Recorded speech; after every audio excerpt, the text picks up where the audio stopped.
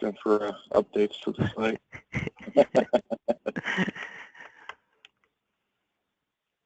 Okay, well, if nobody has anything that they, in particular, they'd like to discuss on either their own best practice or somebody else's best practice, we'll go ahead and move on to the buddy drive. So we're working on a cleanup effort of the buddy drive for our group. So you're going to go in here and you're going to see a bunch of different folders starting to pop up. So we're going to try to organize these things by folders. So meeting files, face-to-face, presentations, docs, etc., online presentation docs, etc. Old files, tip folder, don't use. So again, we're in the process of getting this all cleaned up. Hey, that's still there. Go ahead and sort that one by name. So if we have best practice documents that have been approved for use, they're going to fall into this folder. Best practice documents that are still in development will end up being in this folder here. They're just not approved for wide use yet. They're more out there for conversation pieces, feedback. If we have best practice documents that had been approved, but now they're going through a revision process, they're going to go into this revision in progress folder. Not really sure where this iMates one came from. When we talked about those two. And for some reason it's blacking out the bottom here, so I can't get to the other part.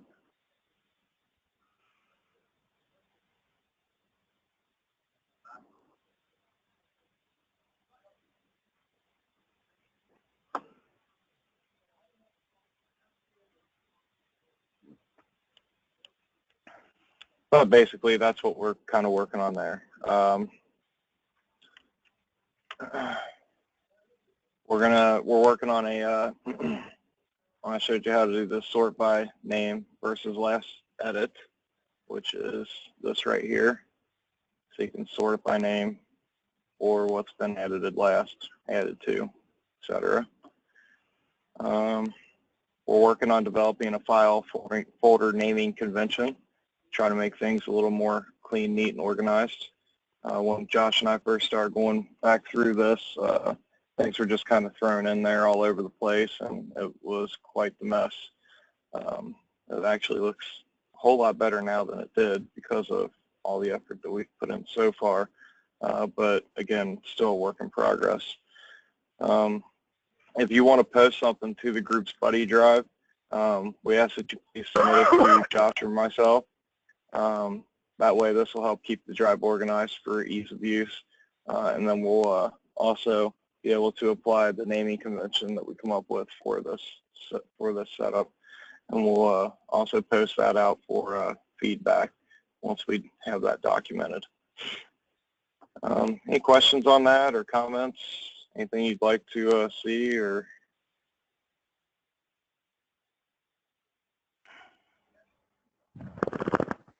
How many files, it's Steve calling Jeremy, how many files are in the best practice documents revision in progress? There should be none. Okay. Let me go look. Yeah, none.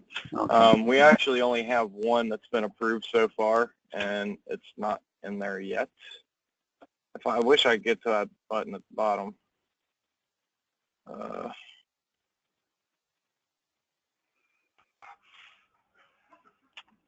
me see.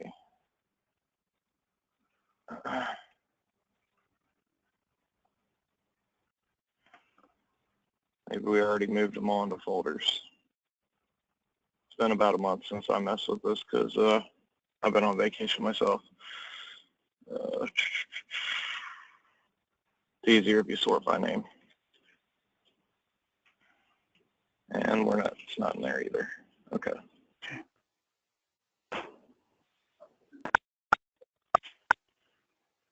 If you go into the development one, though, looks like we put some of Josh's in there.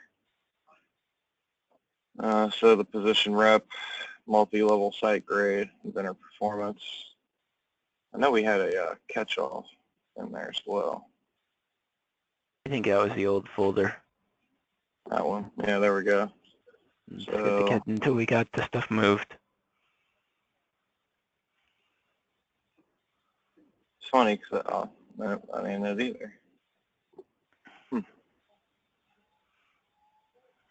I actually just pulled that one up earlier and sent it to somebody. But we have the one that's approved is a BIM, the BIM model request form. So we've got I believe five that are in front of the council right now for review and feedback and or approval. So as soon as we have our next council meeting, which is in 3 weeks, we'll have more information to go on about the status of the five that are up for approval right now. So we're hoping to put all five into that folder, but we'll see how it goes. Any other questions, comments?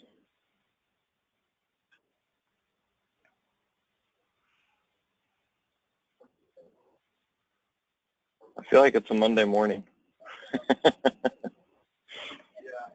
All right, so we'll move on to the next discussion topics to revisit from the previous meeting. So discuss more about the face-to-face meeting, about how the face-to-face meeting went, and how we can improve for the next one. Monday session attendees, how did you like this edition? Feedback on the last call was that it was liked, that it was helpful. Should we continue to offer this, and if so, what can we do to improve it? Question was asked, what time this would be held if done in an October meeting.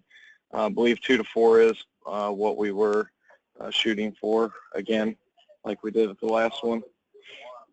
I think we're trying to get the doors open at 1, but we're still kind of working out the details on the San Diego logistics at this point. I'll stop there. Has anybody got any questions or comments about any of these?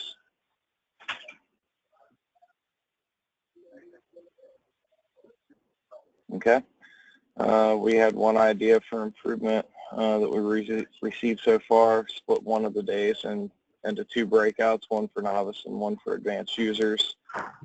Thought feedbacks, pros and cons, maybe just focus on a mix of topics for both novice and advanced users, but we do need more feedback on that. So if anybody has any feedback or thoughts or suggestions around that topic there, now would be the time to let us know.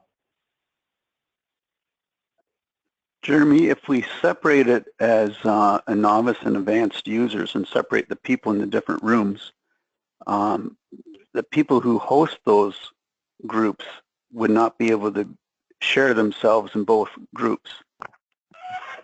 You know what I mean? Like if you're going to have that type of thing, it's Steve talking here, I can't be in both groups. But otherwise, I like it. I think it's more focused so that people know what group they're in, and that someone's not talking above someone or below someone type of thing. So I'm not sure how that would get handled. I think you should be able to go to both groups. Don't break them out as a separate group. I may not be advanced, but I may want to go sit in on advanced.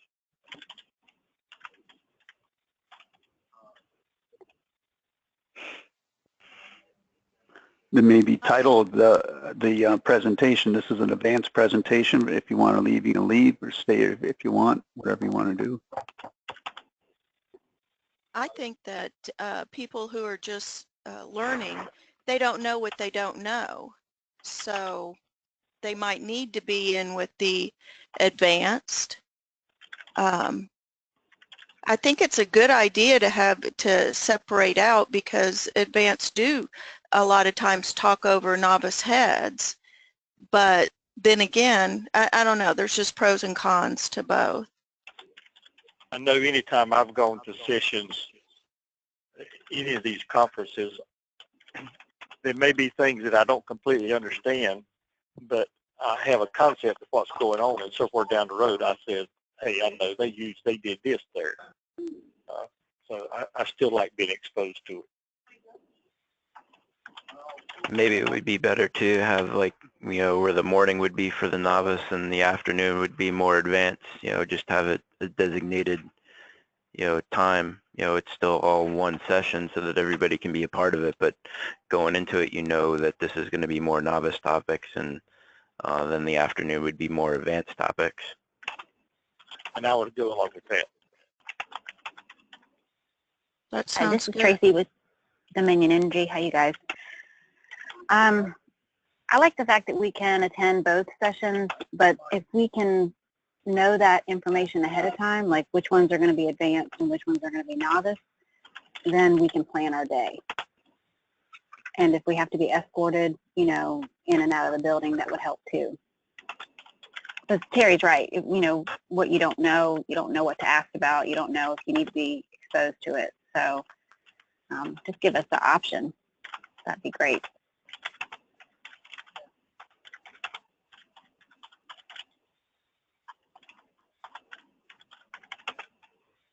I mean, everybody's supposed to be advanced eventually. Yep. Yeah, hopefully one day. This is Vic. Can you guys hear me? Yes. Yeah. Is there going to be a syllabus or a list of what's going to be covered on those sessions? I think it'd be very helpful. Typically, we put out an agenda on it. Okay. Yeah, I like both idea. I like the idea of having two in advance and novice beginners. But, yeah, it'd be good to have them at different times. Like they said earlier, one early, one in the afternoon. Give the option.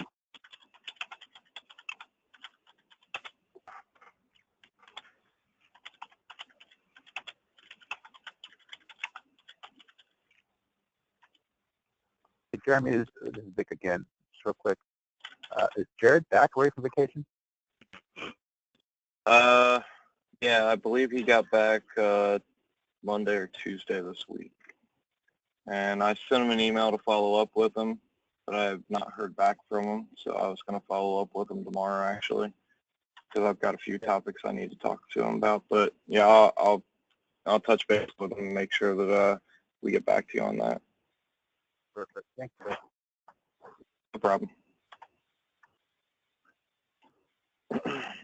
Well, that's some really good feedback on that. Do we have any others that we'd like to include in here for future consideration?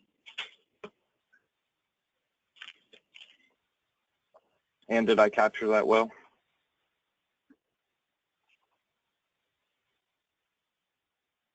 I think you got it all, Jeremy. Okay, great. Thank you. All right, so we'll go ahead and move down to the next. So any other suggestions for improvements from our last meeting for users with limited experience or no experience? Have a computer set up for them to try out the software for themselves. I thought that was a pretty good idea. That's going to be really hard to do. I'll try to follow up with maybe Autodesk and see if maybe they could, bring some laptops with that software installed to see if we can get that facilitated. Other than that, I don't know how we could achieve that unless somebody else on this call has an idea.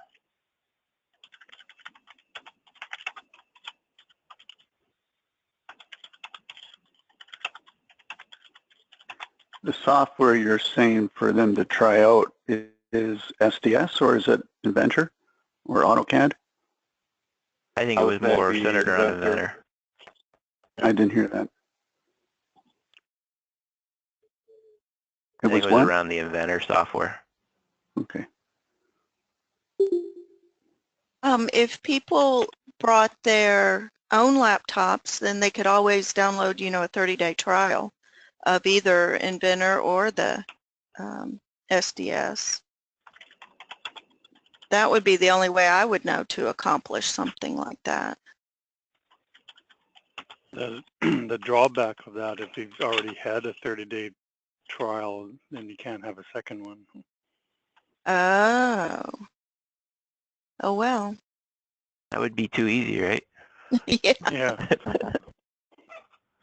Well, you can. You just need to know the right registry code to wipe out to make it happen. Well, there you go.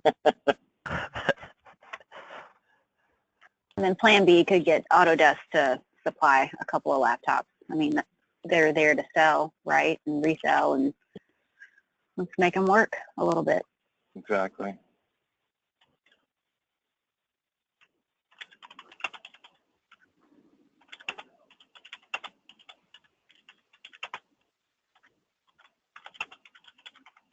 I have not noticed them doing this type of thing in Vegas to try out their software.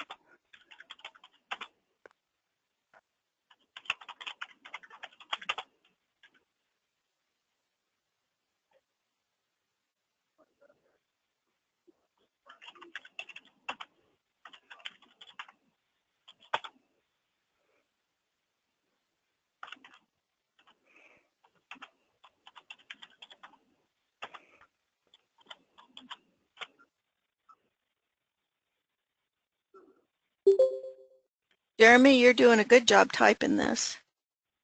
Thanks. All right. Let's see. Any other thoughts or suggestions? I think that probably pretty much covers that. Would there be any way of doing virtual workstations? What do you mean?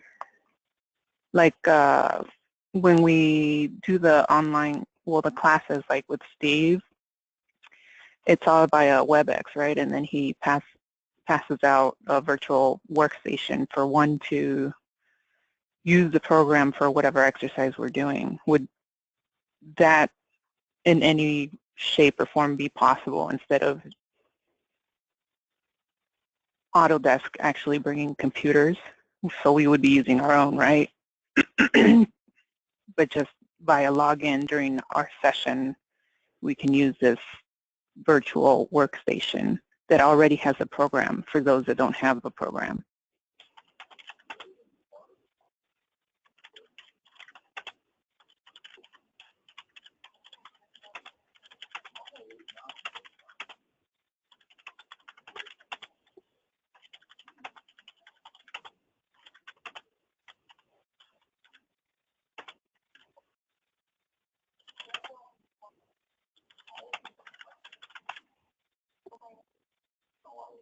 Okay. I'll, Josh and I'll follow up on that too.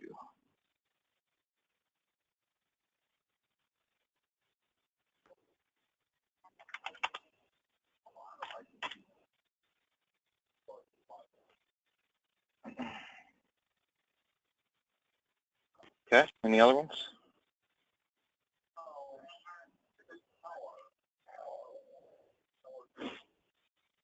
All right. We'll move on to any other topics that you'd like to discuss when it comes to these face-to-face meetings. Anything you'd like to see, any changes you'd like to see that we hadn't already discussed?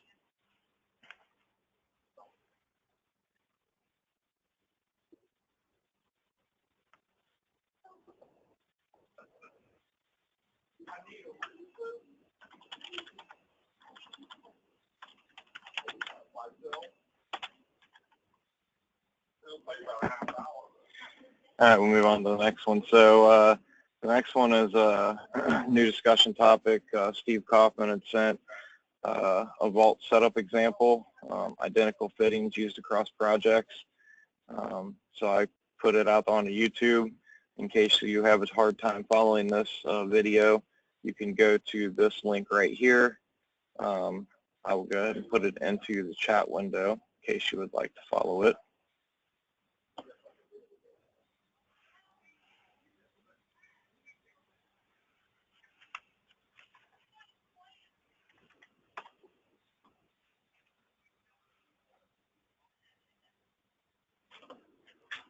And that's just posted to our YouTube site out there. So if you want to click that link to follow along, I'll also try to play it on the web meeting. Hopefully it'll work. I'm in the office today, so it's a hit or miss. So I will turn it over to you, Steve, and you just tell me when to hit play. Well, I'll introduce it, and the idea here was to give an example of how Vault can be set up. I've been to a number of places where they have Vault and they set it up, and they set it up a little differently in that, and there's some things I like, some things I don't like. So I kind of tried to put everything that I liked into one setup.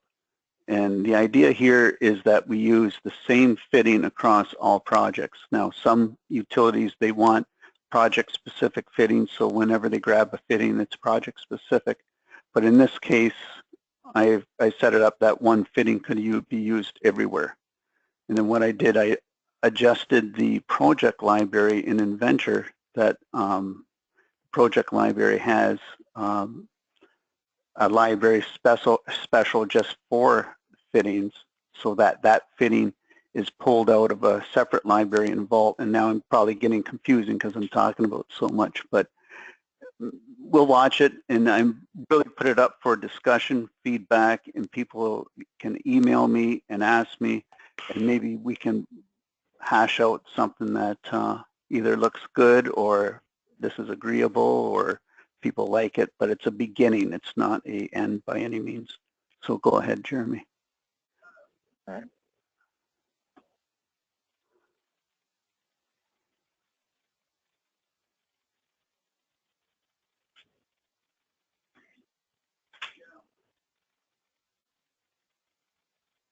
Did I put audio on this video?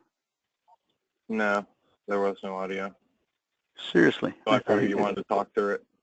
I can talk through it. So what we're seeing here is a Vault, a little demo workstation with some Vault items in here. If you're familiar with Vault, you can see the circles beside the icons in the Inventor browser. So those items are signed in. So you can see everything in here is signed in. Then in the other here, we're coming into the Vault, and we're looking at Vault, and in the browser in here, we're looking at the folder structure in there. So we have Vault Explorer.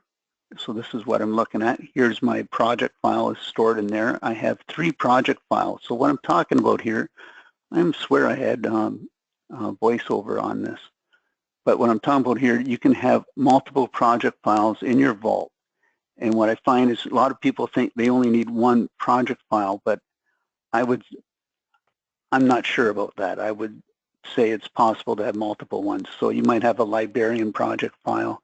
You might have certain users have a certain project file, and that will just isolate what folders they're able to see and mess up with. I've also found people don't always put their templates in the Vault. So here I'm showing you can put templates in the Vault, you can put them in a folder and separate them. Some people have Inventor used for substation, they might have it for transmission, they might have it for other things. So you want different templates for all those groups, so you can do that. Now I got to talk fast. The library fittings, this is the library fittings. So these fittings would be used, the same fittings across every project. So the file name doesn't change, the iProperties, the metadata doesn't change. It's the same fitting that's used across. So that's what I'm doing with these library fittings. Of course, the name and the file name can all change to whatever's important to your company. Right now, I just call them all CEFCOR, but it could be your part number. So that when you come into the demo station where the substation data is, so this substation data carries all your projects, right? And then in here, you can see how they're all signed out.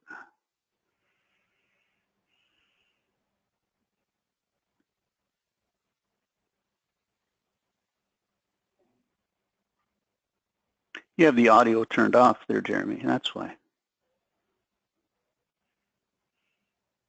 No, that's not me. Oh. Yeah, it's like I'm looking at two desktops here for you. Yeah, because I put it in a, I put it in a remote desktop.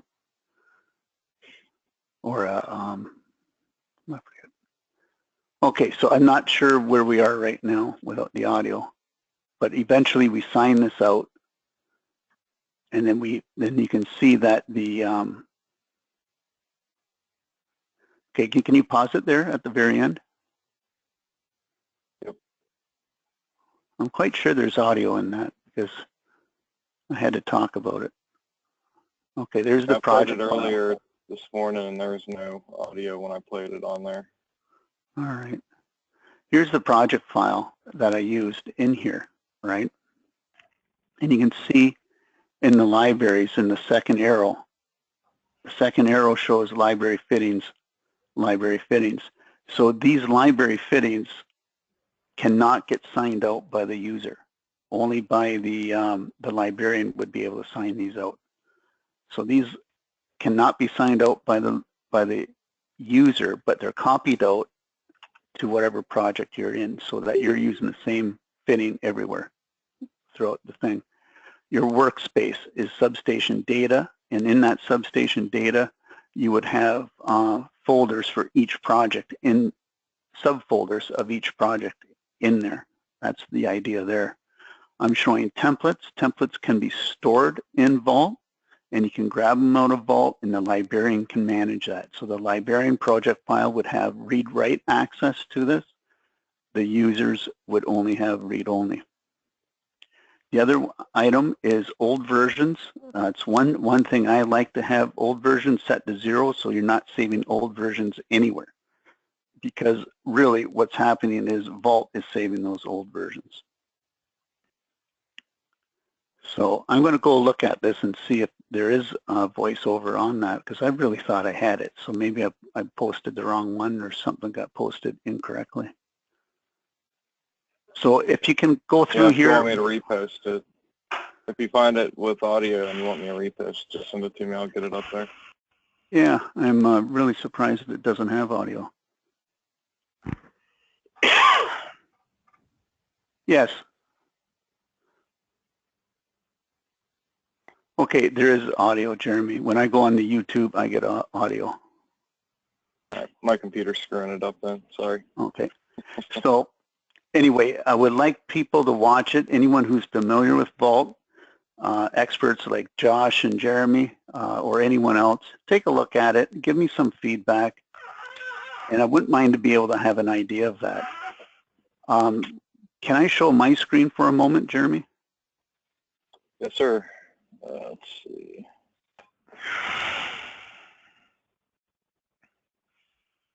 There you go. So what I had in mind, let's go through here. I have a discussion sheet that kind of matches with the Vault video, and I talk about it. I've looked at what, I've liked what I've seen that Jeremy's done down at his company, and I like what I've seen at other places, and I kind of combined them, and I talk about it in here. And notice I say a discussion sheet, and I really try and force that this is not a locked in stone type of thing. Everybody has their best way. What's best for Duke might not be best for Dominion, might not be best for SDG&E, might not be best for PPL type of thing. So I'm really saying this is a discussion sheet. But I really like this aspect of identifying libraries for Vault, that you have a libraries for what you design in-house. You have a library for what you're coming in from vendors. You have a library for your electrical arrangements, what I call islands and bays, so that you have that library, and then you take these and you copy them out as a template, and you can rename them using Vault or whatever software you're going to use. It doesn't have to be Vault, by the way, but you can copy them out, rename them, and use them project specific, or just copy them out directly or use them directly. I'm not sure how everyone's going to want to use them, but this is what I found fairly consistent, is that separating libraries like this. So that's why I have a fitting library, and that's what that video on YouTube was about, was how to make a fitting library that it goes for all projects. Now you can make it a video, a fitting library project specific too, so it can go both ways, but I wanted to start with an example. But I really like this aspect of it, so if anybody wants this document, they can look at it. But again, it's a discussion sheet, it's not a locked in science thing, but I really like this idea of having vaulted folders based on these categories type of thing, and then they're either copied out as a project-specific template, renamed and whatnot, or they're used directly, and it depends on each user. And then on this page, I talk about what that folder setup would be. This folder setup is what is in the video, right? And I'm trying to just suggesting, just give people a base to talk about when they're setting up Vault, especially if they're working with a third party to set up their Vault. And you don't want the third party going into something that you don't need, right? Or getting it more complicated than what it needs to be. So I think this is a good start to discuss things, but not necessarily the way it should be in the end, because the way it should be is going to be dedicated to your company, is going to be the way it should be, not the way I would say it. And again, it's a discussion sheet. I see in the chats, where can I get a copy of this discussion sheet? It's a top secret document. But I'm sure, I don't know how, Jeremy, you want to handle that. If you want to post it to you or whatnot, we can do that. Yeah, if you want to send it to me, I'll get it on the website and send it out with the meeting minutes. I'm thinking of selling it for $5 That's Sorry, very we're a good, Steve. nonprofit organization. For people who are people who are just getting involved with Vault, they're thinking of so many different ways of how they're going to approach it, but this is a good stepping stone for people who really don't know how to approach it. And that's exactly what I mean for it to be. I like people to start in a similar manner, and that I think would be good. I really like the folder structure. It's the best that I've ever seen. Very organized. Thanks for doing Terry. that, Steve. A compliment from Terry is always nice. You're too hard at. You mean I don't give compliments very often? Is that it? I just thought you were too hard on me in St. Louis. And I'm joking, Terry. I know. It's good to talk to you. Yeah, I can give you an example of what we're doing too. So I'm going to steal the screen back from you. So to give you an idea of how we're handling some of our stuff with Vault, you know, we don't actually use the libraries in Vault. We just create our own libraries folder and handle everything through permissions for locking them down and then giving the librarians access to be able to manipulate the files as needed. But so our catalog item is kind of like what you were seeing there with you know, designed in-house islands, as you were calling them. We call them catalog items. And then so we've got, since they're regional specific, and we got 4 regions that we deal with. We also break it down underneath those regions. So you got your electrical arrangements, foundation assemblies, and your structural assemblies. And then those are saved in there, and then you would just copy those assemblies out into your job. And then item library, that would be purchased items or anything that resides in our MRP system. So we've got level 3 CUs, and what those are our purchased items, you know, adapters, arms, arresters, batteries, and then they all break down into these folders here. And then level 5 CUs are very similar to the catalog library, except we house these in our MRP ERP system, Maximo. And so those will be in here, and anything in the item library does not get copied into a job because it's actually in our MRP system, so it cannot be changed. Whereas catalog items can be changed. Kind of give you a little bit of a similar but different approach to the way we're handling it. And then to go a step further, we also have this library holding, which basically mimics our library with your catalog library broken down by region, and our item library broken down by level 5, level 3 CUs. And that folder setup is for anybody that's working on getting things together for the library, and then we send the librarian in when they're done with it to actually check the items, and then they move it into the proper folder, give it the right life cycle, and lock it down for use.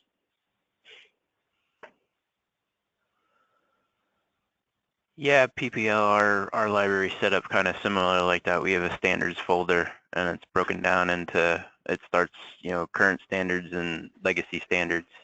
So, new and old stuff, and then has all our standard equipment under there, standard assemblies, our standard designs are even under there. And then we actually have another separate folder where we have we call it our work in progress folder, and that's where actually any of our active projects are, being worked on. And then, so all the work is being done under the work in progress folder. And then once anything gets, excuse me, is finished, and then it gets moved up into the standards folder after it's done by our admin. So that's where it's housed, and we use permissions to lock that down, so not everybody can write to those standards folders. Yep. And then kind of along what Steve was saying, we also keep a lot of our inventor data in the vault. So like the templates, we keep all our templates in here, as well as a nice little application option. So if somebody screws up their application options, these are actually set up so that you get the best performance out of inventor. And then the catalog folder from the inventor setup, as well as the design data and textures. So we keep all that in the vault as well, so that everybody's pretty much on the same design data, catalogs, textures, and templates. ACAD, hey, Jeremy, we do the same up there as well. Yep. On the inventor data, I really like that it's in there now. Is inventor reading, like, so that's downloaded to everyone's machine locally? Correct. Yep. And then they yep. read and that. If somebody makes a change in the styles or whatever, if it has to be changed in the styles, it's changed here, and then all somebody has to do is right click and get, and then they are back up to date. Yeah, I really like that too. I haven't seen that. Yeah, we did the same thing, and we actually included in plus with all our settings, we included all our like 3D documents are also here in our vault, under a document section, so that if you need any documents that pertain to our 3D process or whatever, they would be accessed right through there as well. Now, do you have different styles in there, Jeremy? Or I guess you wouldn't, because you're a single company. You're not right. contracted out. But if you were an engineering firm contracted out to different companies, you might have a style. I would have that basically set up to each company. So I would have like Inventor Data Duke, Inventor Data Southern Company, Inventor Data PPL, whoever my clients were, and then I'd have their data in mind so that we're all working off the same thing. The other option is the whole replicated vault server versus the backdoor demilitarized zone to allow contractors straight into the vault and just handle them through permissions. I'm kind of in the process of figuring out, which is the best process for that right now. That's a little off of this group's purview, but it's kind of what I'm dealing with at this point. But the other thing that I didn't touch on yet, each one of our regions has their own projects folder here too. So TD, transmission distribution, then we got like Carolinas East, Carolinas West, Florida, Midwest Indiana, Midwest Kentucky, Ohio. So any of your projects actually go in this folder, and then underneath that you have a legacy library. So if you've got legacy parts that, I think we're five buyouts now. And so if you've got parts and you're trying to model like a brownfield and it's parts that you're never going to use, they're old, but you want to get them into your model, that's where you would actually save those models in your legacy library there. Hey, and then Jeremy? each of the projects has their own folder underneath each of these, designated by the project, the site's name, and the site's location code in our MRP system.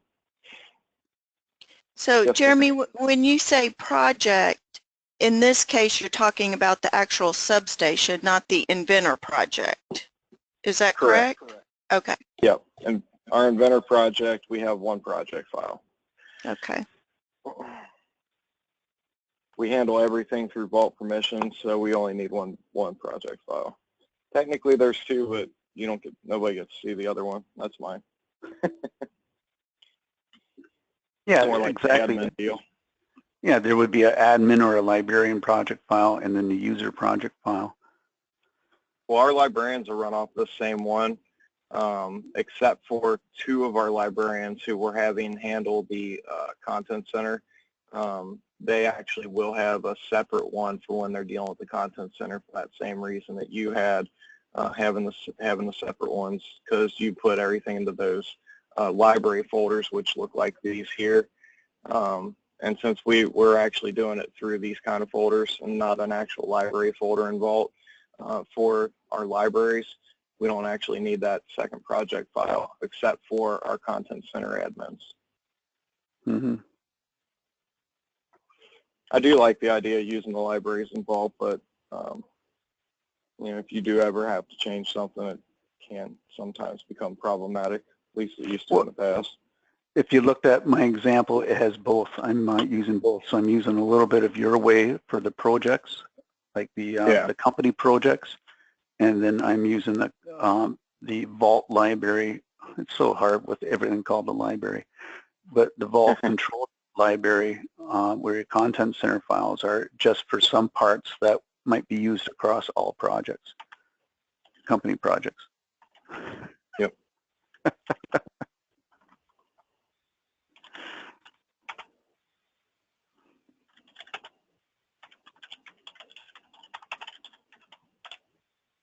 I guess I can bring this over so you can see what I'm typing.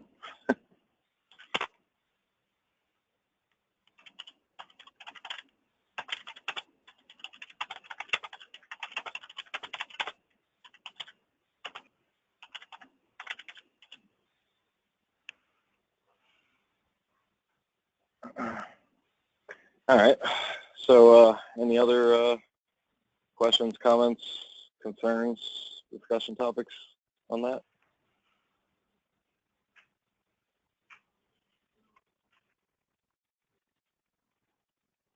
Would you like to set a little piece of time every meeting, just kind of discuss this a little further, kind of try to drill down into it some, Steve?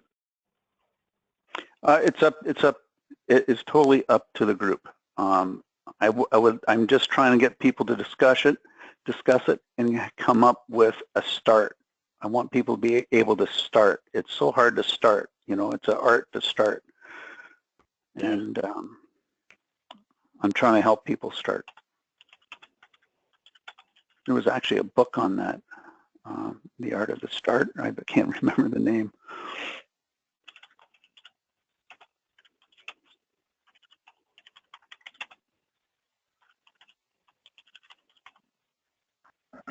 Okay. We'll start it. We'll just try to go month by month, and we'll see how it goes. Sure. Try to generate as much feedback as we can. The more feedback you get, the better it makes the end document.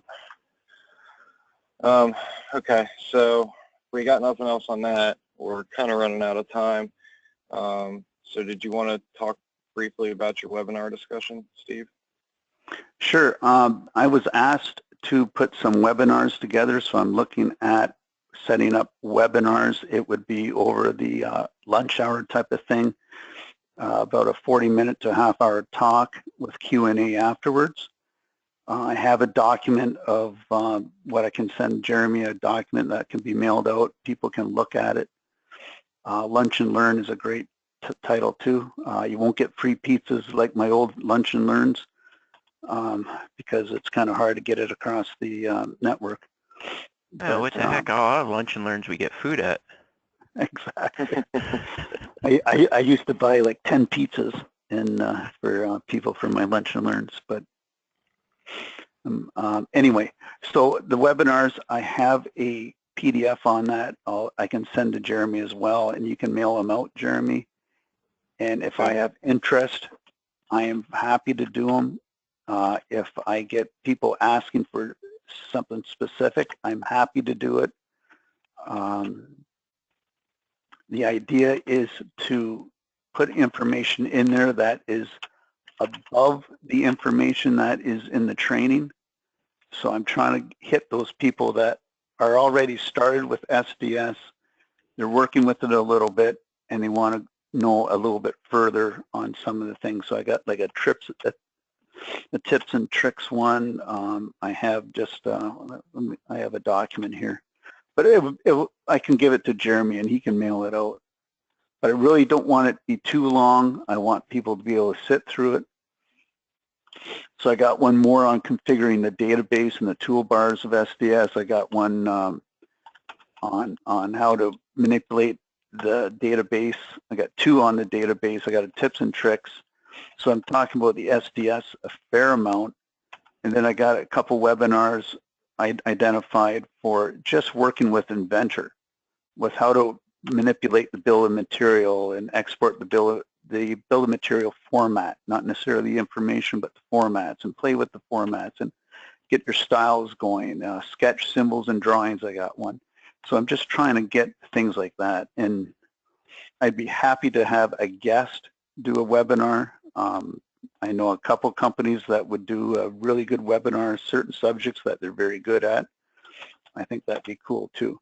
But I can give the data to Jeremy. We can mail it out, and if I get feedback, talk to me, and we'll see what what interest there is in it, and I'll do them.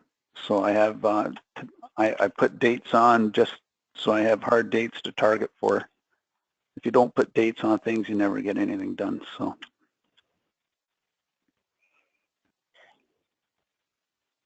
Well, and I know from past experience, the webinars that Trevor was putting on back in the Automation Force days, those were well received, and everybody wanted those to continue. But then after the Autodesk debacle, or whatever you want to call it, they kind of went away and never were able to get them back. So I'm willing to bet that these are going to end up being a huge want once you get these things started up. So the first one's tentatively scheduled for July 18th. It seems like a far out time, but I wanted the time for feedback. What is the topic for that one? The first one is configure database toolbars. So you can set up your toolbars, so how you can use one fitting for different uses. You can use a bus fitting in the cable fitting tool. You can use even conduit couplings. You can throw it in the terminal tool to bring it in. Things like that. Playing around with trench components and conduit components. How to place pads and fittings, fitting assemblies.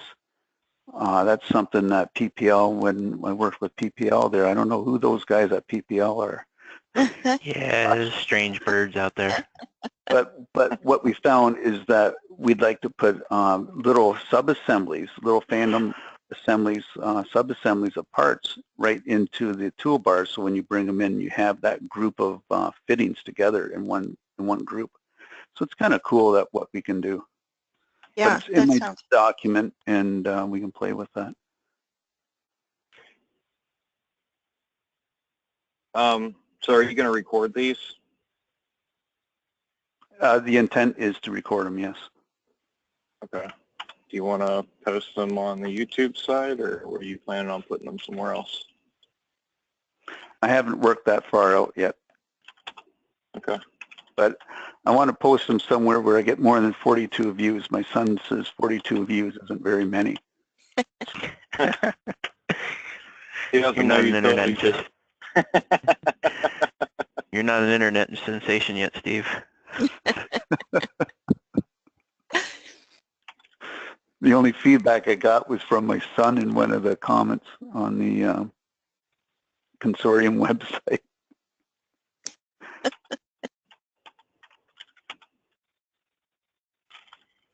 Well, I think we can probably also tag it with some catchphrases to draw in more views as well.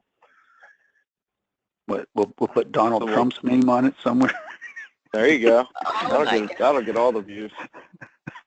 Cats normally work pretty good too. Grumpy Cute cats.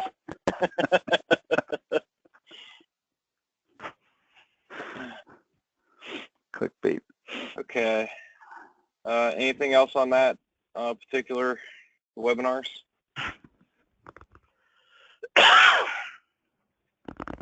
What do some of the members on the phone think? Sound like a good idea? Something you'd like to see happen?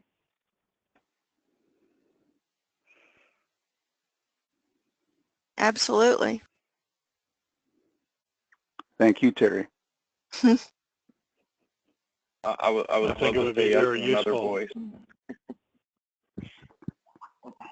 Very useful. That's Very useful, definitely. yeah. Yeah.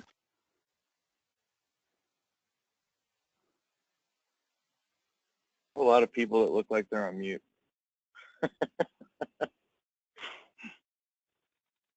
Some people said in the chat they would really like to see him, so. Glad you're watching that. I have it on my other screen to my right, so I look over and I barely see it. Unless I'm talking to you privately. Okay, good. So I'd love to see more of that. So send that to me and I'll get that sent out to everybody and hopefully get more feedback. I know we're pretty much about out of time, so we're not going to go through all this stuff. I did want to mention that the tool, or the, not toolkit, the best practice documents, I want to remind everybody that, you know, October's coming up. Now is a good time to start working on your presentations for that October meeting. Nothing like trying to do it at the last minute.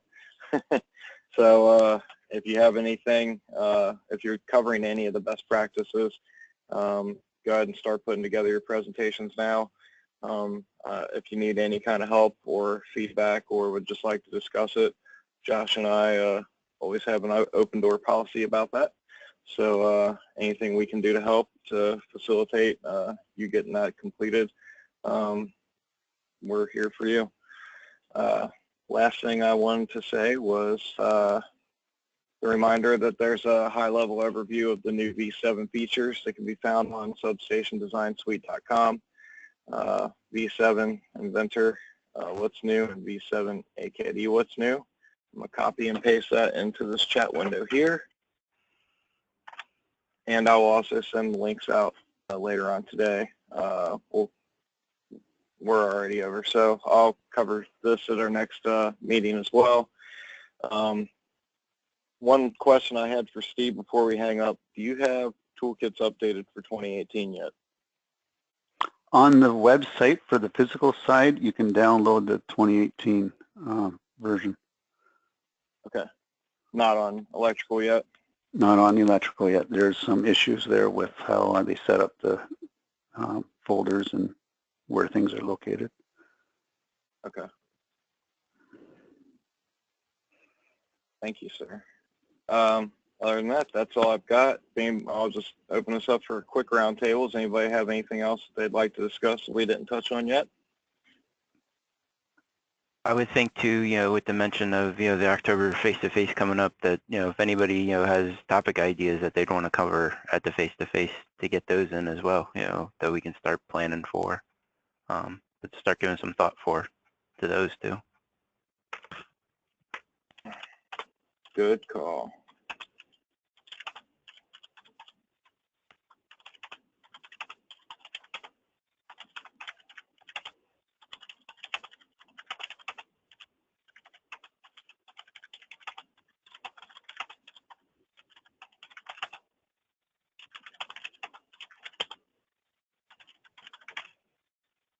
Thank you, Josh.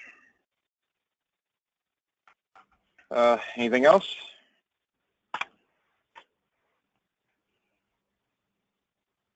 All right, we'll go ahead and call this one complete. So you guys have a good rest of your afternoon, and we will talk to you again next month.